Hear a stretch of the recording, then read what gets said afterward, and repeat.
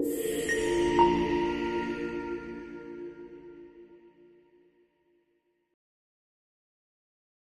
there! In this video, we'll discuss basic cables and how to program them in the Kniterate design app. Let's get started! First, let's define what a cable is. In knitting, a cable is a decorative pattern that looks like a twisted or braided rope made of stitches. It's created by temporarily rearranging the order of stitches on the needles so that one group crosses over another. The column where the stitches cross is usually made of front stitches and placed between reverse stitch columns to make it stand out, but there are plenty of variations you can explore.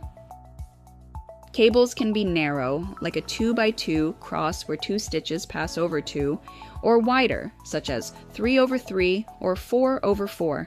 You can have the right group crossing over to the left or the left group crossing to the right. We'll be programming a 2x2 cable in the Kniterate app. To start, we'll fill the canvas with the initial needle setup, 3 rear stitch columns, 4 front columns, and 3 rear columns. Let's zoom in for the following steps. Our goal is to cross these 2 stitches over these 2.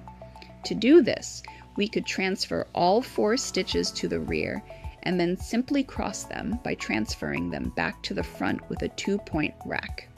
The ones that are transferred back to the front first are the ones that will be on top, crossing over the others. However, this method doesn't consider the extra stretch the yarn goes through when crossing, which can sometimes cause it to break. To avoid this, it's common practice to knit 2 rows before the transfers, missing 2 stitches each time to create small floats. These floats help relieve tension in the yarn when one group of stitches has been transferred back to the front while the other group is being pulled behind to cross.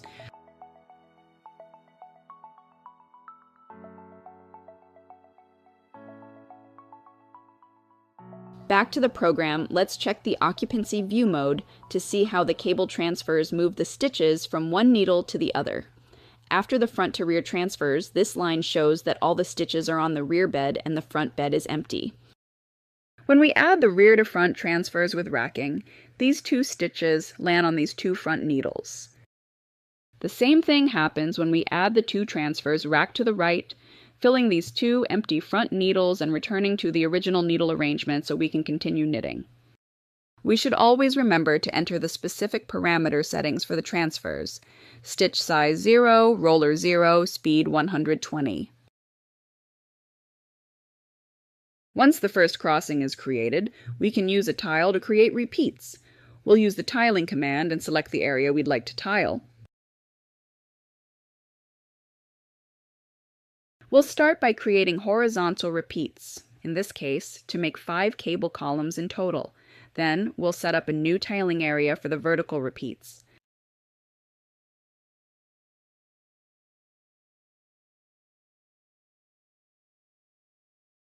Now that we've learned what cables are and how to program a 2x2 cable in the software, you can try experimenting with 3x3 or 4x4 cables.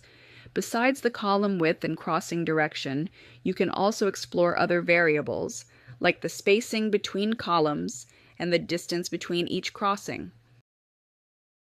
We hope you've enjoyed this tutorial. Thank you for watching.